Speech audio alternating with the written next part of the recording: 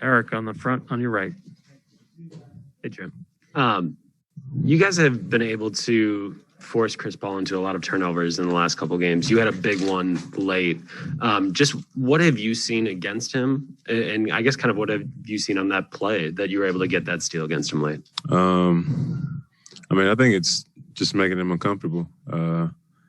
Always keeping bodies by him, 2 and 3 people, and not really just getting a clear view of what he wants to do. So it's not me by myself. It's definitely a team effort. And then I guess just you would have been on the weak side of that Giannis block. Just what did you see on that play? That's elite. It's an elite block. To be able to read that he's going to throw the lob and go up there and get it, that's elite. He said he knew as soon as Booker turned his hand like this that it was going to be an alley-oop. Like, when did you kind of recognize that, like, oh, they're going to throw us over the top? I mean, it was about the same time, but what could I do about it? 8 and 7 feet, So, again, Giannis is athletic, but I just think his IQ for the game and to be able to read that, and especially the point in the game that it was in, just makes it a very elite block. Logan. Jrue, there was a play from Chris down the stretch where he hits a layup going into a timeout, and the entire team just goes and picks him up. What does that say about how you guys feel about Chris, and what was your reaction to his game tonight? I think as a team we're pretty close. It's kind of the next man up, help that person. So anytime anybody goes down, and Giannis gets banged up a lot, so we're running to his aid as well. But Chris making that play, man, is huge. And then the way that he played the whole game, but in particular down the stretch is, I mean, the reason why we play and the reason why we have K-Mid on our team. Him and Giannis are the finishers, and they took us home tonight. What does that say about him to have a game like this to have a game like this in the finals, in a swing game like that? What does that say about him? K-Mid doing what he do. He's had it at every stage this whole playoffs. So not a surprise, no, but great timing. Vince? Devin had 5 fouls. You were on a fast break. It looked like he wrapped you up with both hands. What did you experience, and were you surprised that there wasn't a whistle? I don't know. Man, I don't know. I don't know.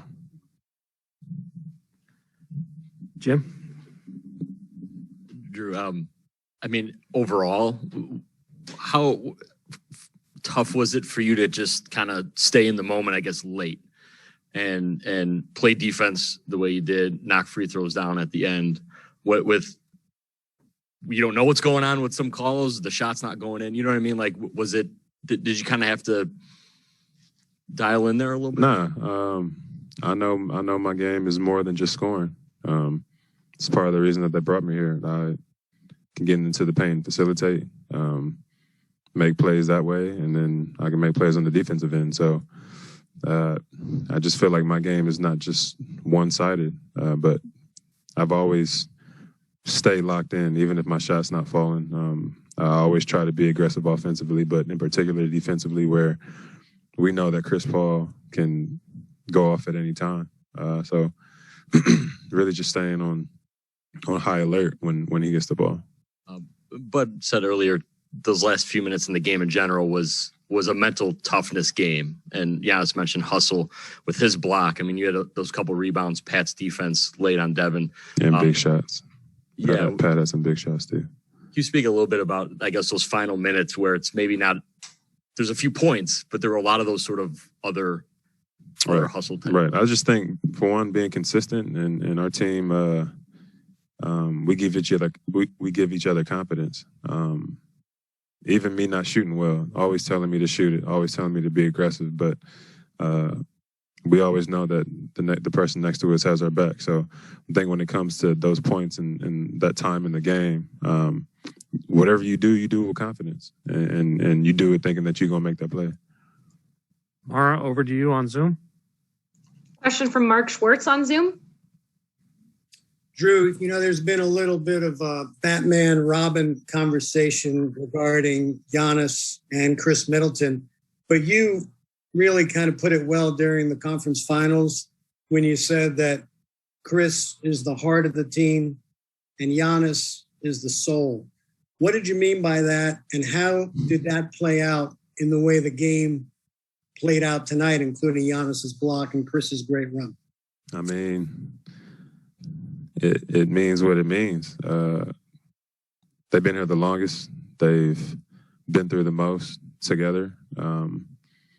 They've endured the most. They've been criticized for everything that they've done here, and they've also got the glory. But they know the pressures that come with that, and they've exceeded all those expectations. So I think for them to be able to perform on each stage, and especially this stage like this, is awesome to see, and I'm blessed to be a part of it. But yeah, they give us confidence as a team, and they carry us just like they did tonight. Next question from David Aldridge.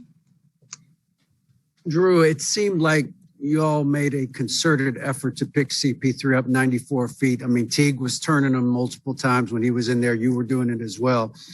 And I know he's a great player and he's gonna make plays, but do you feel like that has a cumulative effect over 48 minutes? I hope so. I'm tired. I really do hope so. That's kind of the point of us doing it, right? I think to be able to not give Chris just some easy baskets, easy view of the game. We know that he can control the game and just kind of put it in the palm of his hand. But I think being able to have his back turned most of the game, always thinking that me or Teague are going to be there, I think it can be frustrating. So, and then doing it 94 feet for 48 minutes, it can be a bit tiring. And so, yeah, I think we've been doing a pretty good job of it. Thank you. Question from Davide. Hey, Jrue, going back to Chris, when did you realize he's so as good as making the difference in Game 4 of the finals? I think he's always had it. Chris has no fear, and he never has. Being one of the guys who's guarded him in my career, knowing what he's done, hitting big shots, making big plays, he's never been afraid of the moment. So putting him in this situation is kind of perfect. Thank you. Appreciate it.